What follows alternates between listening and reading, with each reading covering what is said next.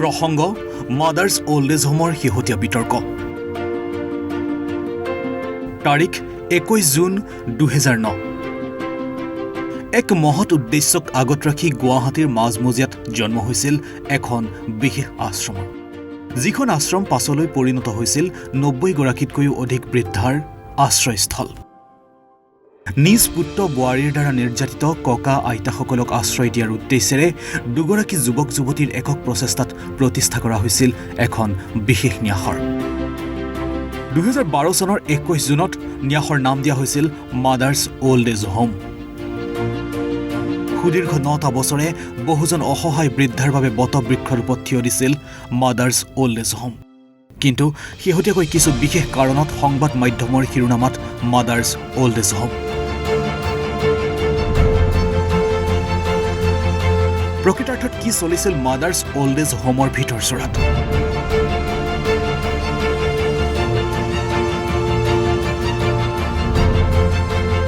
কিয় মনিকা আৰু উৎপলৰ আন্তঃকণ্ডলৰ দুৰ্ভোগ ভুগিবলগীয়া হৈছে মাদাৰ্ছ অল্ড এজ হোমৰ বৃদ্ধাসকলে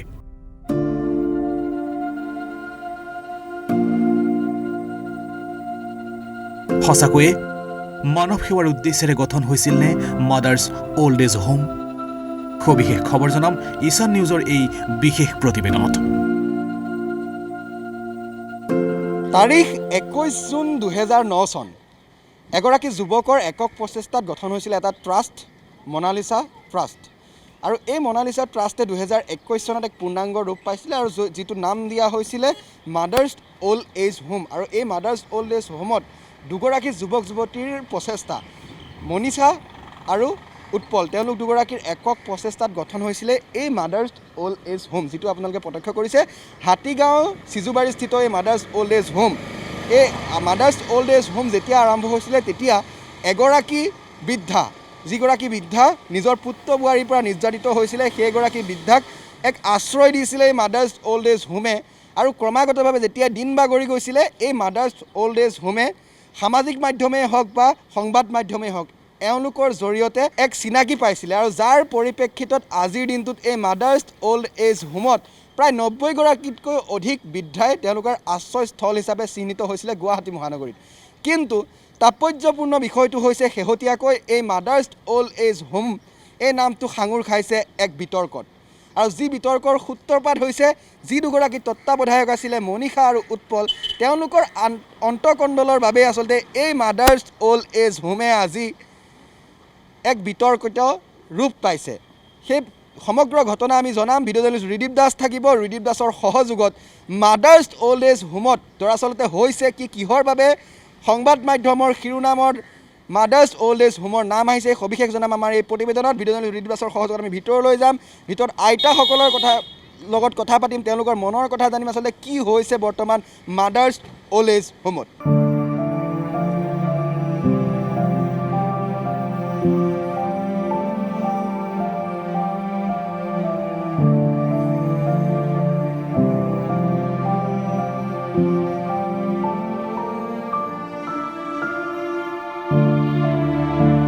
আৰু এয়া হৈছে মাদাৰ্ছ অল্ড এজ হোমৰ ভিতৰৰ দৃশ্য কাৰণ 9টা বছৰ অতিক্ৰম কৰিছে আৰু সুদীৰ্ঘ 9টা বছৰ মাদাৰ্ছ অল্ড এজ হোমে বহুকেইগৰাকী এনেকৈ অশীতিপৰ ককা আইতাক তেওঁলোকে আশ্ৰয়স্থল দিছিলে এতিয়াও বৰ্তমানেও প্ৰায় 90 গৰাকীতকৈও অধিক ককা আইতাই মাদাৰ্ছ অল্ড এজ হোমত এনেকৈ থাকে সেই দৃশ্য ইতিমধ্যে সংবাদ মাধ্যমৰ যোগেদি সকলো ৰাইজেই গম পায় আৰু অসমবাসীয়েও মাদাৰ্ছ অল্ড এজ হোমক যথেষ্ট মৰম চেনেহ কৰে কিন্তু প্ৰসংগলৈ আহিছে মাদাৰ্ছ অল্ড এজ হোম বৰ্তমান এটা কাৰণে শেহতীয়াকৈ বিতৰ্কৰ মাজত সোমাই পৰিছে মাদাৰ্ছ অল্ড এজ হোম যি দুগৰাকী তত্ত্বাৱধায়ক মই পুনৰ কৈছোঁ মনিকা আৰু যি উৎপল তেওঁলোকৰ মাজত যি আন্তঃকণ্ডল হৈছিলে সেই আন্তঃকণ্ডলৰ বাবেই কিন্তু আজিৰ দিনটোত এনেকৈ ককা আইতাসকলে মূৰে কপালে হাত দিব লগা এক পৰিৱেশৰ সৃষ্টি হৈছে তেওঁলোকে পূৰ্বতে কেতিয়াও নেদেখা এক ছবি বিগত এই 10-15 দিনত দেখিবলৈ পাইছে মাদাৰ্ছ অল্ড এজ হোমত যেনেধৰণৰ আচলতে খেলি মেলি বা হাই কাজিয়াৰ সূত্ৰপাত হৈছে এই কাজিয়া বা হাই কাজিয়াৰ সূত্ৰপাতে যথেষ্ট দুখিত কৰি তুলিছে এই ককা আইতাসকলক যথেষ্ট হতাশ হৈছে তেওঁলোকৰ মন্তব্যও ল'ম তেওঁলোকৰ পৰা আমি সেই কথাও জানিম কিন্তু সামগ্ৰিক পৰিৱেশটো প্ৰথমতে মই ভিডিঅ' জাৰ্নেলিষ্ট ৰিদীপ দাসক দেখুৱাবলৈ অনুৰোধ জনাইছোঁ এয়া হৈছে মাদাৰ্ছ অল্ড এজ হোমৰ আজিৰ দিনটোৰ বিশেষ দৃশ্য সকলোৱে দুখত ভাগি পৰিছে সকলোৱে মৰ্মাহত কাৰণ তেওঁলোকে কল্পনা কৰিব নোৱাৰা এটা দিন, কাৰণ যথেষ্ট বিতৰ্ক, যথেষ্ট কাজিয়াৰ সূত্ৰপাত হৈছে। আৰু তাৰপিছতে ভাগি পৰা দেখা পোৱা গৈছে এইসকল ককা আইতাক। আৰু সেই ককা আইতাসকলৰ কাষলৈ যাম, তেওঁলোকৰ মনৰ কথাও জানিম। কিন্তু এনেকৈ এইসকল ককা আইতাই যথেষ্ট সংখ্যক লোক আছে, বিশেষকৈ বৃদ্ধ বয়সৰ লোকসকলে যিহেতু মাদাৰ্ছ অল্ড এজ হোমত থাকে, গতিকে 80ৰ ওপৰৰো অৰ্থাৎ প্ৰায় 90-95 বছৰ বয়সৰো কিন্তু ককা আইতা ইয়াতে আছে। এতিয়া আটাইতকৈ ডাঙৰ কথাটো হৈছে যে এই ককা আইতাসকলে আচলতে এই দিনটো দেখিবলৈ যে পাইছে, ইয়াৰ বাবে জগৰীয়া কোন, কাৰ ভুলৰ বাবে আচলতে ককা আইতাসকলে এনেধৰণৰ পৰিৱেশ এটা দেখিবলৈ পাইছে।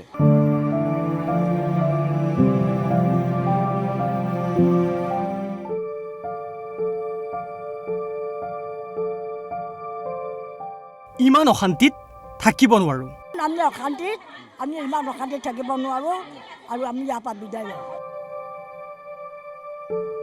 50 বছৰ বয়স হৈ গ'ল, পুলিচ কোনোদিনে দেখা নাছিলোঁ। 50 বছৰ বয়স হৈ গ'ল, মই দেখা নাই। আমি আহিছিলোঁ সুখ লাগে, কিন্তু সুখৰ ঠাইত আমি দুখ পাইছোঁ। উৎপল সন্দৰ্ভত মনিকাই কি কয়? তাই ভয় দেখা আইতাবিলাকৰ মাজত যাব, বিচনাত থিয় হ'ব, মই ছুইচাইড কৰিম, যদি কোনোবাই মোৰ ফালে নোহোৱা মই ইয়াত ছুইচাইড এটেম্প কৰিম আৰু মনিকাৰ নামটো দি দিম। মোৰ তাত ভিডিঅ' আছে, আপোনালোকক মই আটাইকে ভিডিঅ' দেখাব পাৰোঁ। যেতিয়া সি এদিন, আজি 2 দিনৰ আগৰ কথা, সি যেতিয়া আইতাবিলাকৰ লগত বহি মানে ছুইচাইডৰ কথা কৈছে, মই লগে লগে গৈছোঁ যে আপুনি এইবিলাক কথা কি কৈ আছে, আইতাহঁতৰ এইবিলাক কথা কেতিয়াও নক'ব। মনিকাৰ সন্দৰ্ভত উৎপলে কি কয়? মোৰ কি হ'ল, মই যেতিয়া শুনিলোঁ দুখ পালোঁ, আশ্ৰমখনৰ বদনাম হোৱা মই কেতিয়াও নিবিচাৰোঁ। তাৰপিছত মই আইতা কেইজনীমানে ক'লোঁ, আইতা মই কিন্তু জীয়াই নাথাকিম এনেকৈ হ'লে। তাৰপিছত তাই কাষতে আছিল, আহি শুনি তাই কৈছে তই মৰচোন, যা এইটো মৰ। আইতাসকলৰ মত, সাজু হৈছোঁ যে মনিকা উৎপল যেতিয়াই লগ হয় তেতিয়াই কাজিয়া হয়। আমি নহ'ব, 2 মাহ পাছত একেই ঘটনা ঘটিব। 6 মাহ ঘটিছে, 2 মাহ পাছতে একেই হ'ব। কি হ'ব আইতাসকলৰ? আভ্যন্তৰীণ কণ্ডলৰ বাবেই পুনৰাই নিথৰুৱা হ'ব নেকি আইতাসকল?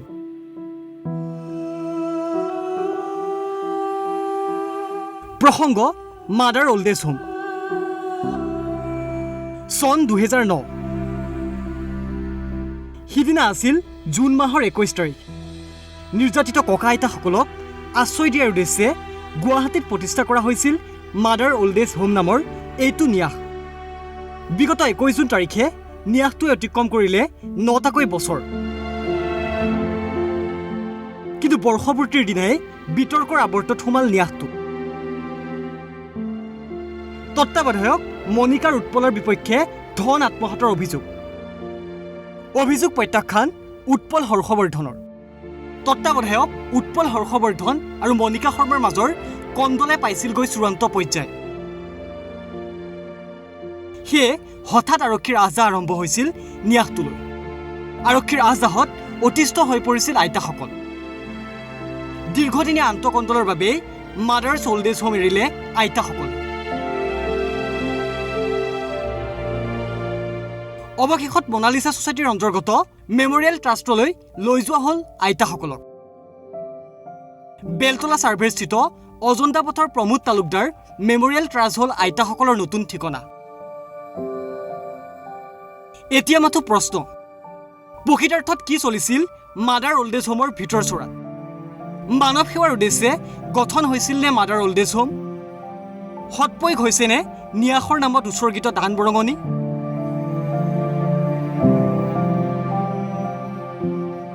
অনাগত দিনত পুনৰাই বিশ্বাসত লৈ ধন দিবনে সাধাৰণ ৰাইজে এইসমূহ ন্যাসক উদ্দেশ্যি? ভিডিঅ' জাৰ্নেলিষ্ট ৰিদীপ দাসৰ সহযোগত পুলক মহন্তৰ report, Ishan News.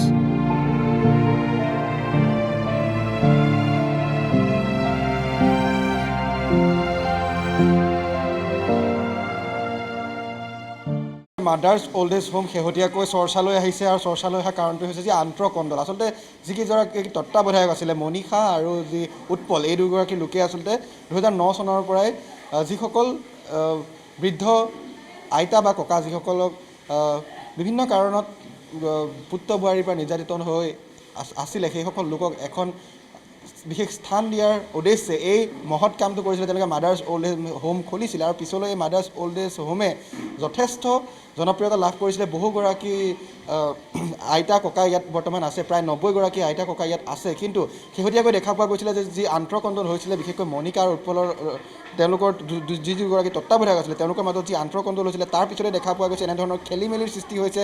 Mothers old age হোমত ৰিলিফ দাস আছে, ৰিলিফ দাসৰ সহযোগত আমি ভিতৰৰ দৃশ্য দেখুৱাম। যিসকল আইতা আছে তেওঁলোকে কিন্তু এই মুহূৰ্তত যি তালি টোপোলা বন্ধা আমি দেখিবলৈ পাইছোঁ, তেওঁলোকে ইয়াত থাকিবলৈ বিচৰা নাই। আইতাসকলৰ মন্তব্য আমি ল'ম। তেওঁলোকে ইতিমধ্যে তালি টোপোলা বান্ধি সাজু হৈছে ইয়াৰ পৰা যাবলৈ, কাৰণ তেওঁলোকে এটা কথাই কৈছে যে তেওঁলোকে এই স্থানত আহিছিলে তেওঁলোকে শান্তি বিচাৰি, তেওঁলোকে যিহেতুকে পৰিয়ালৰ লোকৰ পৰা নিষ্পেষিত হৈ এই স্থানত আছে। গতিকে বৰ্তমান ইয়াত যেনেধৰণৰ পৰিস্থিতি, কাৰণ যি দুয়োগৰাকীৰে যি আন্তঃকণ্ডল, সেই আন্তঃকণ্ডলৰ বাবে আচলতে এনেধৰণৰ পৰিৱেশ আছে। মই ভিডিঅ'জনী ৰিলিফ দাসক সেই দৃশ্যটো দেখুৱাবলৈ অনুৰোধ জনাইছোঁ। এনেকৈ তালি টোপোলা বান্ধিছে আইতাসকলে। মই আপোনাৰ ওচৰলৈ আহিছোঁ আইতা, যে কিহৰ বাবে আজি আপোনালোকে এনেকৈ তালি টোপোলা বান্ধিবলৈ ইয়াৰ পৰা যাবলৈ সাজু হৈছে? আজি ছমাহ ধৰি দেখিছোঁ মণিকা শৰ্মা আৰু উৎপল হৰ্ষবৰ্ধনে যেতিয়াই কথা পাতে বা লগ হয় তেতিয়াই খালি কাজিয়াই হয়। আমি মিল কোনোদিন দেখা নাই। এই যেতিয়াৰ পৰা মণিকা শৰ্মা এজন মাৰোৱাৰী মানুহৰ লগত বিয়া হ'ল, সেই দিন ধৰি কাজিয়া হয়। আৰু কাজিয়াৰ সূত্ৰপাত কি আমি নাজানো, বিত্তীয় কেলেংকাৰী বুলি ভাবিছোঁ, কিন্তু সেইটো হ'ব পাৰে। কিন্তু সৰু সৰু কথাত মণিকা শৰ্মাই উৎপল হৰ্ষবৰ্ধনৰ কিবা এটা ব্লেম দি কিবা এটা কথাত হেৰি কৰি থানা যায়, নহয় ছ'চিয়েল মিডিয়া ৱেলফেয়াৰক মাতে, কাৰোবাক মাতে, কিন্তু নিজৰ মাজত কিয় সমাধান নকৰে? কিয় ছ'চিয়েল ৱেলফেয়াৰ আহিব লাগে? কাৰণ সেইবিলাক আহিলে এই পুলিচ কোনোদিন দেখা নাই। আইতাবিলাকে ভয় কৰে। এতিয়া আইতাবিলাক বহুত শংকাত আছে দাদা, এই আৰু বহুত অশান্তিত আছে। আইতাবিলাকে শান্তি বিচাৰে, কিন্তু এই গোটেইখিনি কথা মণিকা শৰ্মাই এইখিনি কৰিছে। গতিকে মণিকা শৰ্মাৰ লগত থাকিব বিচৰা নাই আইতাসকলে উৎপল হৰ্ষবৰ্ধনৰ লগত থাকিব বিচাৰিছে, কাৰণ উৎপল হৰ্ষবৰ্ধনে এইখিনি কৰা নাই। আপোনাৰ কাষলৈ আহিছোঁ, যিটো আপুনি ইয়াতে সুদীৰ্ঘ দিন আছে, আপুনি কি ক'ব কিহৰ বাবে আজি দিনটোত এনেকৈ? আজি দুমাহে হৈছে ইয়ালৈ অহা। এই দুমাহতে তাৰমানে মই একো জানিব নালাগিছিল, কিন্তু এতিয়া সোমাই পৰিছোঁ। এই দুমাহৰ ভিতৰত যিমানখিনি দেখিছোঁ, এই অত্যাচাৰত আমি থাকিব পৰা নাই। সেইকাৰণে আমি হৰ্ষবৰ্ধনক কোনোবা দিনে হেৰুৱাব লাগিব।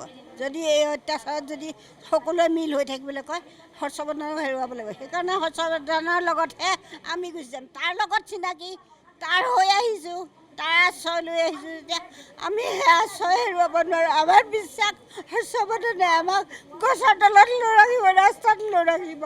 আমি সেইকাৰণে তুলি টোপোলা বান্ধি যাবলৈ ওলাইছোঁ। অৰ্থাৎ আপোনালোকে এই যি আন্তঃকণ্ডল হৈ আছে, ইয়াৰ বাবে আপোনালোকে ইয়াত থাকিব বিচৰা নাই? থাকিব বিচৰা নাই মানে মণিকা থাকিলে আমি কেতিয়াও নাথাকোঁ। মণিকা থাকিলে আমি কেতিয়াও নাথাকোঁ। মণিকাই অকলে চলক, আমি আঁতৰি দিওঁ। আইতা, আপোনাৰ কাষলৈ আহিছোঁ। কি হৈছে আচলতে, কিহৰ বাবে আজি দিনটোত এনেকুৱা পৰিৱেশ? এইটো মণিকা আৰু উৎপলে দুইটাই যেতিয়াই লগ হয় তেতিয়াই কাজিয়া হয়। তেতিয়াই কাজিয়া হ'লে পুলিচ আহে। পুলিচ বস্তুটোক আমি খুব ভয় কৰোঁ। এই পুলিচ দেখা নাই। আজি মোৰ 50 বছৰ বয়স হৈ গ'ল, মই দেখা নাই। আমি আহিছিলোঁ সুখ লাগে, কিন্তু সুখৰ ঠাইত আমি দুখ পাইছোঁ। সেইকাৰণে আমি কৈছোঁ উৎপলৰ লগত আমি যাম। উৎপলে আমাক কোৱা নাই যে আইতা তোমালোক মোৰ লগত ওলোৱা, কিন্তু আমি কৈছোঁ যে উৎপল তুমি আমাৰ লগত ওলোৱা। আমাক এজন গুৰি ধৰোতা লাগে, আমাৰ গুৰি ধৰোতা নাই। সেইকাৰণে উৎপলক কৈছোঁ তুমি আমাৰ লগত ওলোৱা। আমাৰ ফুটপাথত থাকোঁ, ক'ৰবাত থাকোঁ, য'তে থাকোঁ, মাত্ৰ তুমি আমাৰ গুৰি ধৰোতা হৈ থাকা। উৎপলে আমাক ওলোৱা নাই, আমি উৎপলক উলিয়াইছোঁ। আমি মণিকা শৰ্মাৰ লগত নাথাকোঁ, সুৰক্ষিত নহয়। আমি সুৰক্ষিত নহয়। আমাৰ ভৱিষ্যতৰ কাৰণে, আমাৰ ভৱিষ্যতে আমাৰ জীৱনটো অন্ধকাৰলৈ ঠেলি দিয়া হৈছে। আমি হয়তো ইয়াতে মণিকা শৰ্মাৰ লগত থাকিলে কেতিয়াবা ছুইচাইড কৰিব লগা হ'ব। আমি ছুইচাইড কৰিব লাগিব। সেইকাৰণে হিমন্ত বিশ্ব শৰ্মা ছাৰক কৈছোঁ, অনুৰোধ জনাইছোঁ, ছাৰ আপোনাক বাৰম্বাৰ অনুৰোধ কৰিছোঁ, আপুনি এয়া চাই আছে আৰু চাওক, আৰু আইতাহঁতৰ মুখলৈ চাওক, চাই আমাক এটা গৃহৰ ব্যৱস্থা কৰি দিয়ক। আমাৰ যেতিয়ালৈকে নিজা জেগা নহয় তেতিয়ালৈকে কিমান দিন আমি এনেকৈ সেই ভাড়া ঘৰত থাকিব লাগে আমি নাজানো। আৰু আজি ইয়াত থকা ভাড়াও আমাক ৰাইজে দিছে। আৰু যদি ক'ৰবালৈ যাওঁ তাতেও আমাক ৰাইজে যেন দয়া কৰি আমাক সহায় কৰে সেইখিনি ৰাইজৰ ওচৰতেও মই অনুৰোধ কৰিছোঁ, ৰাইজক মই ক্ষমা কৰিছোঁ। আপোনালোকে আমাক সহায় কৰি যাওক, আইতাহঁতক সহায় কৰক। আপোনালোকৰ ধৰ্ম হ'ব, ধৰ্মৰ বাহিৰে একো নহ'ব, কিন্তু আমাক দুখ নিদিব আপোনালোকে। এইখিনিয়ে মই সকলোৱে আচলতে কান্দোনৰ ৰোল এক প্ৰকাৰ সমগ্ৰ যি মাদাৰ্ছ অল্ড এজ হোম আজি এনেকৈ কান্দোনৰ ৰোল আমি দেখিবলৈ পাইছোঁ। প্ৰত্যেকগৰাকী আইতাৰ চকুত চকুলো দেখিবলৈ পাইছোঁ। এগৰাকী ককা আছে, আমি ককাগৰাকী কাষলৈ যাবলৈ যত্ন কৰিম। এনেধৰণৰ পৰিৱেশ কিয় হৈছে? এইটো মানে ধৰক এওঁলোকৰ লগত আগতে বহুত মিলা প্ৰীতি আছিল, কিন্তু অলপ দিনৰ পিছত তেওঁলোকৰ কি হ'ল এইটো মই ক'ব নোৱাৰোঁ। কাজিয়া চাজিয়া লাগে, তেতিয়া মানে আমাৰ ইয়াত থাকি অশান্তি পাইছোঁ। সেইকাৰণে আমি মানে উৎপলে য'ত লৈ যাব আমি তালৈকে যাম, ইয়াত থাকিবৰ আমাৰ ইচ্ছা নাই। হয় কবৰী, আপুনি যিটো প্ৰশ্ন কৰিছে যে উৎপল আৰু মনীষা তেওঁলোক দুগৰাকীৰ মাজতে যি আন্তঃকণ্ডল হৈছিলে তাৰ পিছতে এই পৰিৱেশটো দেখিবলৈ পোৱা গৈছে। আৰু এটা কথা স্পষ্ট হৈছে যে আইতাসকলে এটা কথা আজি দাবী কৰিছে যে উৎপলৰ লগত তেওঁলোক থাকিব বিচাৰে আৰু মনীষাৰ লগত তেওঁলোক থাকিব বিচৰা নাই। এই কথাটো তেওঁলোকৰ ভাষ্যৰ পৰা স্পষ্ট হৈছে। আপুনি এটা কথা কৈছিলে যে উৎপল বা মনীষা ইয়াত কোনোবা উপস্থিত আছে নেকি? আমি আছে, দুয়োগৰাকীও যিহেতু উপস্থিত আছে, আমি দুয়োগৰাকী কাষলৈ যাম। প্ৰথমতে উৎপল দা যিহেতু আছে আপোনাৰ কাষলৈ আহিছোঁ। এনে পৰিৱেশ আচলতে যিটো কোনো লোকে নিবিচাৰে, যিটো দৃষ্টি দি চাই মাদাৰ্ছ অল্ড এজ হোমত দেখা গৈছে শেহতীয়াকৈ বৰ বেয়াকৈ। প্ৰথম কথা, আমি সকলোৱে অশান্তিত আছোঁ। মই আইতাসকলক মই থাকোঁ যেতিয়া মই গোটেইখিনি দায়িত্ব, তেওঁলোকে এতিয়া মানে একদম বেয়া কণ্ডিশ্যনত আছে। গতিকে মোৰ প্ৰথম কৰ্তব্য হ'ল আইতাসকলক এটা ভাল পৰিৱেশ দিয়া, তেওঁলোকক শান্তিৰ পৰিৱেশ এটা দিয়া আৰু ভালকৈ ৰাখিবলৈ চেষ্টা কৰা। সেইকাৰণে ইয়াত সেই পৰিৱেশটো এতিয়া বিঘ্নিত হৈছে। গতিকে মই বেলেগ এটা ঘৰত লৈ যাম, এটাতে নহয় ৩-৪টাত লৈ যাব লাগিব প্ৰথম। তাৰপিছত যেতিয়া এটা ডাঙৰ ঘৰ পাম তাত লৈ যাম।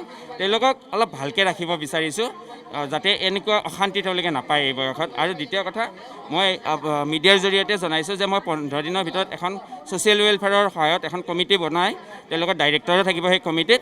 যিটো মনীষাই বিচাৰিছিল, আমাৰ চাওক, আমাৰ হিচাপ নিকাচ চব ক্লিয়াৰ আছে। যোৱা বছৰলৈকে CAৰ যিটো হেৰি আছে ৰিপৰ্ট চব ৰেডি আছে। এই বছৰটোহে বাকী আছে কৰোণাৰ কাৰণে। এই বছৰটো আমি এমাহৰ ভিতৰত কৰি কিনে মনীষাই বিচৰা ধৰণে মই ছাবমিট কৰিম গোটেই ৰাইজৰ আগত, বা সেই কমিটিৰ আগত ছাবমিট কৰিম। তাৰপিছত গোটেই ৰাইজেও গম পাব। কিন্তু ফাৰ্ষ্ট কথাটো হ'ল, হিচাপৰ কথাতকৈ ডাঙৰ কথা, আইতাসকল আজি যদি কোনোবা এজন আইতাৰ হাৰ্ট এটেক হয় বা কিবা এটা হৈ যায়, গতিকে তেওঁলোকৰ স্বাস্থ্যৰ প্ৰতি লক্ষ্য ৰাখি মই অলপ তেওঁলোকক বেলেগ এটা ঠাইত লৈ যাব বিচাৰিছোঁ, কাৰণ ইয়াত থাকিলে আৰু অশান্তি হ'ব। সংবাদ মাধ্যমতে হওক বা বিভিন্ন ছ'চিয়েল মিডিয়াতে ভাইৰেল হৈছে, বিভিন্নজন লোক আহিছে খবৰ ল'বলৈ। আইতাসকলৰ কাষলৈ বিভিন্নজন লোক আহিছে। এগৰাকী লোক আছে, মই তেওঁৰ সৈতে কথা পাতিবলৈ যত্ন কৰিম যে যিহেতু এই আন্তঃকণ্ডলটো চলিছে, আজি আইতাসকলে তালি টোপোলা বান্ধিছে ইয়াৰ পৰা ওলাই যাবলৈ, কি ক'ব এই পৰিৱেশটো? নহয় চাওক, আমি সদৌ অসম একত্ৰিত যুৱ পৰিষদৰ ফালৰ পৰা আহিছোঁ। আমি এটা কথা বিগত বহুত ইয়াতে অনুষ্ঠান আমি কৰিছোঁ। আমি এটা কথা স্পষ্টকৈ ক'ব বিচাৰোঁ যে আমি কোনো মনীষা, কোনো উৎপলক কণ্ডলৰ কাৰণে আমি ইয়াতে অহা নাই। আমি এটাই কথা তেওঁলোকক স্পষ্টকৈ কৈছোঁ যে আপোনালোকৰ কণ্ডল আপোনালোকে কোৰ্টত যায়, থানাত যায়, সেইটো আপোনালোকৰ এফালে ৰাখক, কিন্তু আইতাকেইগৰাকী যাতে কষ্ট নাপায় সেইটো ব্যৱস্থা কৰক। আৰু তাৰ কাৰণে আমি আজি ইতিমধ্যে তেওঁলোকক আমি জনাইছোঁ। আইতাসকলে ইয়াতে আমি যেতিয়া আহি কথা পাতিছোঁ, আইতাসকলে কৈছে যে তেওঁলোকে ইয়াতে থাকিব বিচৰা নাই, কাৰণ অশান্তিকে থাকিব বিচৰা নাই। তেওঁলোকে ইয়াতে ইয়াৰ পৰা গুচি যাব বিচাৰিছে, ৰাস্তাত থাকিব বিচাৰিছে। গতিকে আমি তেওঁলোকক এটা কথা কৈছোঁ যে যিহেতুকে 90গৰাকীৰ ওপৰত ইয়াতে আইতা বসবাস কৰি আছে, গতিকে তেখেতসকলে ক'ত যাব ক'ত নাযাব সেই কথাটো আমি আলোচনা কৰিছোঁ। আৰু প্ৰয়োজন যদি হয় একত্ৰিত যুৱ পৰিষদে ইয়াৰে 20গৰাকী আইতাৰ আমি দায়িত্ব ল'ম বুলি আমি ইতিমধ্যে তেওঁলোকক আমি সাদৰি কৰিছোঁ। সকলোৱে তালি টোপোলা বান্ধিছে আচলতে আজিৰ দিনটোত ইয়াৰ পৰা ওলাই যাবলৈ, কি ক'ম? তাৰমানে উৎপলৰ লগত সকলোৱে যাব কাৰণে, সেইকাৰণে সকলো মানে তালি টোপোলা বান্ধিছে। আমিও যাবলৈ ইচ্ছা কৰি আছোঁ। উৎপলৰ লগতে সকলোৱে যাব। ইয়াৰে যিটো কণ্ডিশ্যন হৈছে, কমিটি যি হৈছে, আমাৰ মানে থাকিবলৈকে ভয় লগা হৈছে। সেইকাৰণে উৎপলে য'ত যায় আমিও তাতে যাম। আৰু আপুনি কি ক'ব? উৎপলতে থাকিম। ইয়াত থাকলে মাৰামাৰি হৈ যাব, কিবা কিবি হৈ যাব। তাই যিটো ফান পাতছে, যিহেতু কবৰী মনীষাও যিহেতু উপস্থিত আছে, যিগৰাকী ইয়াৰ তত্ত্বাৱধায়ক, উৎপল আৰু মনীষা এই দুয়োগৰাকীৰ তত্ত্বাৱধায়ক আছিলে। আৰু দুয়োগৰাকীৰ কণ্ডলৰ বাবে এনে এটা পৰিৱেশৰ সৃষ্টি হৈছে আজিৰ দিনটোত মাদাৰ্ছ অল্ড এজ হোমত। আপোনাৰ কাষলৈ আহিছোঁ। আইতাসকলে এটা কথা আজি স্পষ্টকৈ কৈছে যে তেওঁলোকে তালি টোপোলা বান্ধিব, তেওঁলোকে ইয়াত নাথাকে, তেওঁলোকে শান্তি বিচাৰে, কিন্তু যিটো পৰিৱেশ শেহতীয়াকৈ হৈছে সেই পৰিৱেশৰ পৰা তেওঁলোকে ইয়াত থাকিব বিচৰা নাই। আপুনি কি ক'ব? মই এটা কথাই ক'ব বিচাৰিছোঁ, আচলতে যোৱাকালি অনুপম দা NKTVৰ অনুপম চক্ৰৱৰ্তী দাদাৰ লগত আমাৰ 1 ঘণ্টাৰ এটা লাইভ প্ৰগ্ৰেম হৈছিলে। মই আৰু উৎপল দুয়োটাই আছিলোঁ। তাত উৎপলে সমগ্ৰ অসমবাসী ৰাইজৰ আগত মাকৰ শপত খাই ক'লে যে মণিকাৰ প্ৰতি মোৰ একো বেয়া ভাৱ নাই, মণিকাৰ লগত মই আশ্ৰম চলাম, কিন্তু আমাক এখন কমিটি লাগে, যিখন এখন গঠনমূলক কমিটি হয়। আৰু সেইটো কথাত ময়ো জোৰ দিলোঁ। আমি সকলোৱে ভালকৈ জোৰ দিলোঁ যে কমিটিখন হ'লে ধুনীয়াকৈ আমি চলাব পাৰিম। কিন্তু আজি ৰাতিপুৱা দেখিলোঁ উৎপলেও কৈ আছে এতিয়া কমিটি নালাগে, আইতাবিলাককো সি শিকাই দিছে কমিটি নালাগে বুলি কোৱা। মই বিচাৰোঁ কমিটি এখন কিয় নালাগে? কমিটি এখন হোৱাত অসুবিধাটো কি আছে? আইতাহঁতে যে কৈ আছে কমিটি নালাগে, নিশ্চয় তেওঁলোকৰ মূৰত কোনোবাই সোমাই দিছে, কাৰণ আইতাহঁত ইয়াত ধুনীয়াকৈ খাইছে লৈছে আহিছে। কমিটিৰ কথা আইতাহঁতৰ মূৰত সোমাল কেনেকৈ যে আমাক কমিটি নালাগে, আমাক উৎপলক লাগে, আমাক কমিটি নালাগে?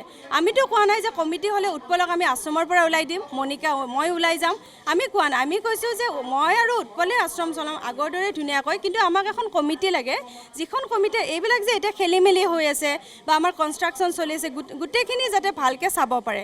গতিকে এক ৰাতিৰ ভিতৰত উৎপলে কি এনেকুৱা কৰি দিলে মই নাজানো। কিয় আইতাহঁতে কেতিয়াও নিজে তালি টোপালি বান্ধি যাব নোৱাৰে বা নকয় উৎপলক যে আমি তালি টোপালি বান্ধিছোঁ উৎপল বলা। নিশ্চয় তেওঁলোকক উচ্চাতাইছে কোনোবাই যে আইতাহঁতক কাপোৰ চাপোৰ বান্ধা, কমিটি নালাগে বুলি কোৱা, আৰু আমি ইয়াৰ পৰা যাওঁ। গতিকে এইটো এটা প্ৰি প্লেনিং কৰিছে। মই বিচাৰোঁ এই ক্ষেত্ৰত চৰকাৰে অনুৰোধ জনাইছোঁ, আপোনাৰ চৰকাৰৰ উচ্চ পদস্থ বিষয়াসকলক অনুৰোধ জনাইছোঁ আপোনালোকে আহক, আহি এটা মীমাংসা কৰি দিয়ক। আৰু চৰকাৰৰ ফালৰ পৰা এটা বিচাৰিছোঁ এখন কমিটিৰ খুব প্ৰয়োজন আমাক। আপুনি নাভাবেনে আপোনালোকৰ শেহতীয়াকৈ এসপ্তাহত যেনেধৰণৰ কণ্ডল হৈছে তাৰ বাবে আইতাসকলৰ যথেষ্ট অসুবিধা হৈছে? আপুনি নাভাবেনে? যথেষ্ট অসুবিধা মানে তেওঁলোকে মানসিকভাৱে একদম ভাগি পৰিছে। মই সেইটো কাৰণে বিচাৰিছোঁ যে এখেতসকলৰ লগত এইবিলাক পলিটিক্স যে খেলি আছে, কোনে খেলিছে মই নাজানো, তেওঁলোকৰ মূৰত যে সোমাই দিছে আমাক কমিটি নালাগে, আমাক বাহিৰা মানুহ নালাগে, আমাক উৎপলে চলাব, তেওঁলোকে বুজি পোৱা নাই যে আমাৰ একাউণ্টত এটা হিউজ এমাউণ্ট আছে, কমেও ধৰক 60 লাখ মান আছে এতিয়া, আৰু আমাৰ কনষ্ট্ৰাকশ্যন এটা চলি আছে। এইখিনি বস্তু চম্ভালা মোৰ আৰু উৎপলৰ হাতত নাই। গতিকে আমাৰ কমিটিখনে ধুনীয়াকৈ চলক, আমিও থাকিম, উৎপল ময়ো থাকিম। এইখিনি কৰাৰ কাৰণে আমি বিচাৰোঁ এখন কমিটি এখন থাকক। কিন্তু উৎপলে মানে আইতাখিনিক কৈ দিছে যে কমিটি নালাগে বুলি কোৱা, মই তোমালোকৰ লগত গুচি যাম, এইবিলাক কথা আইতাবিলাকৰ মূৰত সোমাই দিছে। মই ভাবিছোঁ এটা ধুনীয়া এটা মীমাংসা হওক, চৰকাৰে আহি মীমাংসা এটা কৰি দিয়ক যাতে ধুনীয়াকৈ হয়।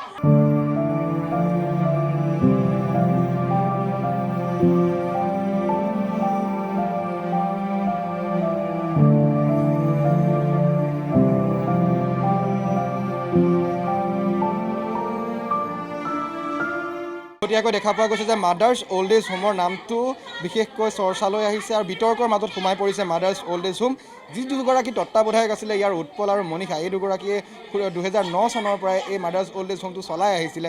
যিসকল নিষ্পেষিত বা পুত্ৰ বোৱাৰীৰ দ্বাৰা নিৰ্যাতিত ককা আইতা, সেইসকলক এখন ঘৰ বা এটা স্থান দিয়াৰ, নিৰাপদ স্থান দিয়াৰ উদ্দেশ্যে, মহৎ উদ্দেশ্যে গঠন কৰা হৈছিলে এই মাদাৰ্ছ অল্ড এজ হোম। কিন্তু দেখা পোৱা গৈছে যে শেহতীয়াকৈ বিত্তীয় কেলেংকাৰীয়ে হওক বা অন্য কিছু কাৰকেই হওক, এইবিলাকৰ কাৰণত এসপ্তাহ ধৰি কিন্তু মাদাৰ্ছ অল্ড এজ হোমৰ যি পৰিস্থিতি, সেই পৰিস্থিতি কিছু পৃথক হৈছে। ইয়াত যি আন্তঃকণ্ডল, সেই আন্তঃকণ্ডলৰ বাবে কিন্তু যিসকল আইতা আছে, আইতাসকল যথেষ্ট ভাগি পৰিছে, যাৰ পৰিপ্ৰেক্ষিতত দেখা পোৱা গৈছে যে আজিৰ দিনটোত তেওঁলোকে তালি টোপোলা বান্ধি ইয়াৰ পৰা ওলাই যাবলৈ সাজু হৈছে। আইতা, আপোনাৰ কাষলৈ আহিছোঁ, কি হৈছে সমগ্ৰ ঘটনাটো? কিহৰ বাবে আপোনালোকে আজি এনেধৰণে তালি টোপোলা বান্ধিবলৈ সাজু হৈছে? কিহৰ কাৰণে আপোনালোকে এনেকৈ সাজু হৈছে? যাবলৈ আপোনালোকে কিহৰ কাৰণে সাজু হৈছে? আমি সাজু হৈছোঁ যে মণিকা উৎপল যেতিয়াই লগ হয় তেতিয়াই কাজিয়া হয়। আমি নহ'ব, 2 মাহ পাছত একেই ঘটনা ঘটিব। 6 মাহ ঘটিছে, 2 মাহ পাছতে একেই ক'ব। তুমি আজি ঠিক আছা, কিন্তু পৰহি আকৌ তুমি হেৰি কৰিবা, কাৰণ এজনী মানুহটো মনটোতো এটাই, তাৰ কোনো সলনি নহয়। তাত মহান ব্যক্তিয়ে হওক, তাৰ কাৰণে কোনো কমিটি গঠন কৰিলেও একো নহ'ব। মানুহৰ মন লাগিব। মনটোৱে যদি কয় যে মই পুলিচত নিদিওঁ, মনটোৱে যদি কয় মই ছ'চিয়েল ৱেলফেয়াৰ নামাতো, তেতিয়াহ'লে কোনো কথা নাই, নিজৰ মাজত সমাধা হ'ব। কিমান দিনৰ পৰা এনেকৈ কাজিয়া হৈ আছে? 6 মাহ ধৰি হৈ আছে। অশান্তিত আছোঁ। গতিকে এই অশান্তি আমি নিবিচাৰোঁ, আমি শান্তি বিচাৰোঁ। আমিতো গোটেই ঘৰ মাৰি কৰিছে, চব এৰি পিনি গোটেই আইতাসকল শান্তিৰ কাৰণে আহিছে, অশান্তিৰ কাৰণেতো অহা নাই। আমাক শান্তি লাগে। গতিকে উৎপল হৰ্ষবৰ্ধনে এইখিনি কৰা নাই, মণিকা শৰ্মাই কৈছে। গতিকে উৎপল হৰ্ষবৰ্ধন য'ত যায়, যদি ৰাজপথত আমাক লৈ যায়, আমি ৰাজপথতে থাকিম। সেইকাৰণে আমি কৈছোঁ যে ৰাইজকো কৈছোঁ মুখ্যমন্ত্ৰী ডাঙৰীয়াকে কৈছোঁ, আমি সকলোকে অনুৰোধ কৰিছোঁ, আমাক এটা আশ্ৰয় দিয়ক, আমাক এটা ঘৰ দিয়ক, যাতে আমি অনাথ মানুহবিলাক থাকিব পাৰোঁ। আপোনাৰ কাষলৈ আহিছোঁ আইতা, আপোনাৰ কাষলৈ আহিছোঁ, কি হৈছে আচলতে, কিহৰ বাবে এনেকুৱা পৰিস্থিতি হৈছে ইয়াত? আগে মনিয়া ওপৰলৈ আজি 10 বছৰ 18 বছৰ দিন তাহাঁতি দুয়োটা আশ্ৰম চলাইছিলে, আশ্ৰম চলালে ইমান ধুনীয়াকৈ, দুয়োটাই ইমান ধুনীয়াকৈ চলি। আপোনাৰ কিমান বছৰ হ'ল ইয়াত থকা? মোৰ 5 বছৰ। 5 বছৰ। আগে দুয়োটাই খুব মিলি জুলি থাকে, দুয়োটা মিটিঙত যাব, দুয়োটা য'ত যাব, তাক খুৱাব, সি তাইক খুৱাব। সি যদি গাঁৱত যায় 10 দিন থাকে, তাই আশ্ৰমত থাকে 10 দিন। এতিয়া মণি যেনেকুৱা মণি এতিয়া কি কৰে, হেৰিটোৰ লগত বিয়া সোমালে, বিয়া সোমাই এতিয়া নাখায় নবয়। আগে তাই আমাৰ আশ্ৰমত সদায় খানা হৈ থাকে, তাই বিলাই কৰি মানুহক দিয়ে। এতিয়া তেনেকুৱাজনী ছোৱালীয়ে ভাত খওক নাখায়ে, তাই মানুহক দেখা নিদিয়ে আৰু একো নকৰে। সি আহিব, আহি পেলাই গেটৰ মুখত ফোন কৰিব, তাই ওলাই লোৱা মাৰিব। এতিয়া তাই আশ্ৰমত যেতিয়া বিয়া সোমালে তেতিয়াবা ইয়াত একো নাখায়ো নাথাকেও, সদায় যেনেকৈ কাজিয়া। ইমান আমি শান্তি বিচাৰি আহিছিলোঁ, আমি শান্তিত থাকিম বুলি আহিছিলোঁ।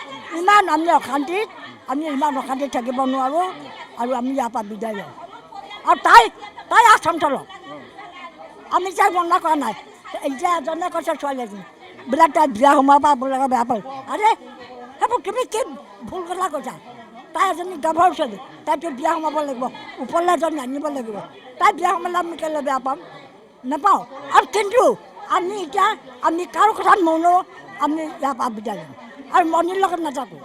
আপোনাৰ পৰা জানিব বিচাৰিম আইতাসকলৰ আজি যিটো তেনেকৈ পৰিৱেশ। হয়, মই এইটোৱে কৈছোঁ, এই পৰিৱেশটোৰ কাৰণে আইতাসকল কষ্ট হৈছে। আৰু মই আশ্ৰমখন খুলিছিলোঁ এই এটা ভাল পৰিৱেশ দিয়াৰ কাৰণে, কিন্তু আজি এই পৰিৱেশটো মাদাৰ অল্ড এজ হোমত বিঘ্নিত হৈছে। আৰু আমি যদি দুটা থাকোঁ তেতিয়াহ'লে নহ'ব। কালি যদিও মই সন্মত হৈছিলোঁ, এতিয়া আইতাসকলে মণিকাৰ লগত থাকিব বিচৰা নাই। গতিকে মই কি কৰিম, মই এতিয়া লৈ যাম। মই প্ৰথম কথাটোৱে হ'ল তেওঁলোকক এটা শান্তিৰ পৰিৱেশ দিয়া আৰু মই ক'ৰবাত ভালকৈ ৰখা, আৰু তেওঁলোকক চিকিৎসাৰ পৰা গোটেইখিনি প্ৰয়োজন আছে।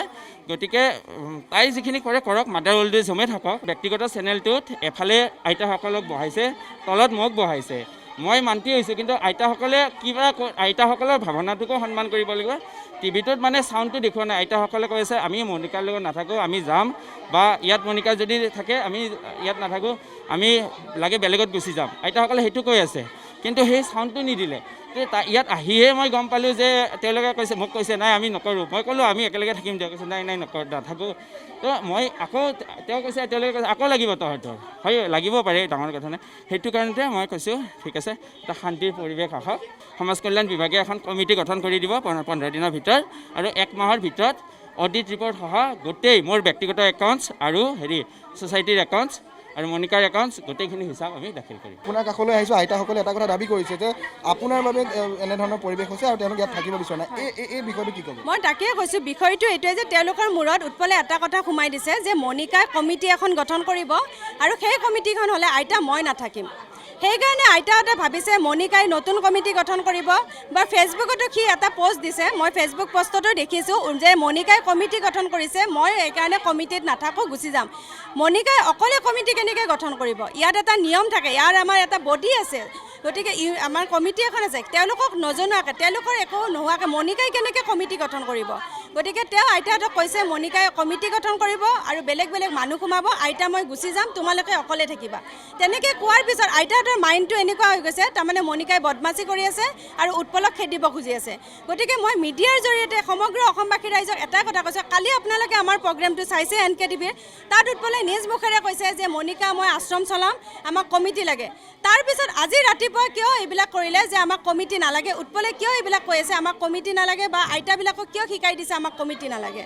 আৰু এটা কথা, আজি ছ'চিয়েল ৱেলফেয়াৰৰ পৰা আমাক মাতিছিলে, ডেপুটি কমিশ্যনাৰ ছাৰে ফোন কৰিছিল উৎপল আৰু মোক, চৰকাৰী বিষয়া, ছ'চিয়েল ৱেলফেয়াৰৰ আণ্ডাৰত আমি আশ্ৰম চলাই আছোঁ। ছ'চিয়েল ৱেলফেয়াৰৰ পৰা ৰাতিপুৱাই ফোন কৰি কৈছে তোমালোক আহা দুইটাই, আমাৰ মিটিং আছে। উৎপলে ফোন কৰি কৈছে যে মই ইয়াত নাই, বাহিৰত আছোঁ, গতিকে পৰহি 2 দিন পিছত মিটিং দিব। কিন্তু উৎপলে ক'তো বাহিৰত যোৱা নাই, আশ্ৰমতে আইতাবিলাকৰ লগত, আইতাবিলাকক এইবিলাক অশান্তি দি আছে। মাদাৰ্ছ অল্ড এজ হোমৰ যিটো শেহতীয়া এইকেইদিনৰ পৰিৱেশ, এই পৰিৱেশটো আচলতে কেনেকুৱা হৈছে? পৰিৱেশটো ভাল নহয় একদম, মানে ইনচিকিউৰিটিনেছ, মানে খাব নোৱাৰে। ডাঙৰ আইতা আছিলে Subhadra Devi, she is quite well 105 years old, মানে ভাত চাত একো খাব নোৱাৰে মানে মানে উৎপলক লাগে মানে কিবা উৎপলক কিবা এটা হ'লে মানে খুব দুখ পায় মানে একদম because every evening or morning Utpal আহিব গুড মৰ্ণিং আইতা একদম বিৰাট আৰু কিবা এটা গান গওকচোন কিবা এটা হৰি নাম গওক মানে এনেকুৱা ধৰণৰ মানে খুব ভাল পাইছিল মানে একদম গতিকে ছাডেনলি এনেকুৱা এটা যে চিটুৱেশ্যন মানে এৰাইজ হ'ল মানে she could not cope up it. So, something struck her. Could not take dinner, lunch, anything. খাব মন নাযায় হাংগাৰটো ইয়াতে গুচি গৈছে এনেকুৱা অৱস্থা হৈছে গতিকে মই ভাবোঁ কি whatever may be the tussle for power যিটো হৈছে it should be sorted out quickly let live and let others live আৰু এইটো মই প্ৰব্লেমটো সোনকালে শ্বৰ্টেড আউট কৰিব লাগে better the dust settle is most better চব আইতাবিলাক ভিক্টিমাইজ হৈ আছেতো বস্তুটো এতিয়া ইনচিকিউৰিটিনেছ এটা ফিল কৰি আছে ক'ত যাব ক'ত হেৰি কৰিব এনেকুৱা এটা হৈছে it happen all of A sudden একদম সেইকাৰণে এনেকুৱা এটা পৰিৱেশ ফটকৈ হোৱাৰ লগে লগে তেওঁলোক আগৰ পৰা বহুত দিনৰ পৰা এনেকুৱা এটা হেৰি হোৱা নাইতো গতিকে তেওঁলোকে এটা মনত এটা চিন কৰি হৈছে একদম almost every one of them want to গ' এলং উইথ উৎপল একদম এনেকুৱা হৈছে একদম দেখা পোৱা গৈছে যে মাদাৰ্ছ অল্ড এজ হোমত যেনেধৰণৰ আন্তঃকণ্ডল হৈছে আন্তঃকণ্ডলৰ বাবে আইতাসকলৰ যথেষ্ট অসুবিধা হৈছে এগৰাকী ইয়াৰে এগৰাকী বাইদেউ আছে তেখেতে এই আইতাসকলক চোৱা চিতা কৰে তেওঁ সুদীৰ্ঘ 2 বছৰে আইতাসকলৰ লগত আছে নিজৰ পৰিয়ালৰ দৰে থাকে পৰিয়ালৰ লোকৰ দৰে আপুনি চোৱা চিতা কৰি আহিছে শেহতীয়াকৈ এনেধৰণৰ যি পৰিৱেশ হৈছে যথেষ্ট ভাগি পৰা দেখা পোৱা গৈছে আইতাসকলক কি ক'ব আপুনি যিহেতু 2 বছৰ তেওঁলোক চোৱা চিতা কৰি আহিছে আইতাসকলৰ খুব দুখ হৈছে এতিয়া ভাগি পৰিছে মানসিকভাৱে খুব কষ্ট হৈছে তেওঁলোকৰ আজি এসপ্তাহ ধৰি খোৱা বোৱা ভালকৈ কৰা নাই মেডিচিন ভালদৰে ল'ব পৰা নাই ইচ্ছা নকৰে আৰু তেওঁলোকক আমি যেনেকৈ যত্ন লৈছিলোঁ তেনেকৈ যত্নও ল'ব পৰা নাই আমিও ল'ব পৰা নাই তেনেকুৱা তেওঁলোকে খুব কষ্ট পাই আছে আৰু সেই কষ্ট আমিও পাই আছোঁ আইতাহঁতৰ কষ্ট দেখি আমিও কষ্ট পাইছোঁ আইতাহঁত একদম বহুত কষ্ট পাইছে আৰু খোৱা লোৱাও ভালকৈ কৰিব পৰা নাই আইতাহঁতৰ লগত আমাৰো কষ্ট হৈছে আমাৰো খোৱা লোৱা খাব যাব মন যোৱা এতিয়া আমাৰ মেইন আইতাকেইজনী উলিয়াই লৈ গৈছে মই থাকিবই পৰা নাই মই ভাবোঁ কি চব মিলামিলি হওক ঠাণ্ডা হওক চবেই মিলামিলিকৈ চলক আইতাহঁতো ভালে থাকক উৎপল মণিকাও ভালে থাকক আমি সেইটোৱে বিচাৰোঁ 2 মহৰ যুঁজত বিৰিণাৰ মৰণ উৎপল মণিকাৰ ব্যক্তিগত কণ্ডলৰ চৰম দুৰ্ভোগ ভুগিবলগীয়া হৈছে মাদাৰ্ছ অল্ড এজ হোমৰ বৃদ্ধাসকলে পুনৰ এবাৰ নিথৰুৱা অনুভৱ আইতাসকলৰ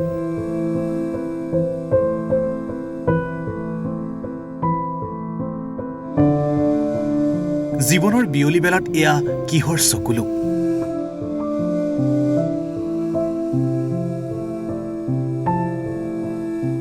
পুনৰ এবাৰ অনিশ্চয়তাৰ বাটত খোজ আইতাৰ যেন ব্যক্তিগত সংঘাতৰ ফল ভুগিবলগীয়া হৈছে এইসকল আইতাই অভিযোগ অনুসৰি প্ৰেম আৰু বিত্তীয় কেলেংকাৰীৰ ভয়ংকৰ পৰিণতি অৱশেষত অশ্ৰুসিক্ত নয়নেৰে মাদাৰ্ছ অল্ড এজ হোম এৰিলে একাংশ আইতাই জাবৰ বেলিকা আইতাসকলে কৈ গ'ল বহু কথা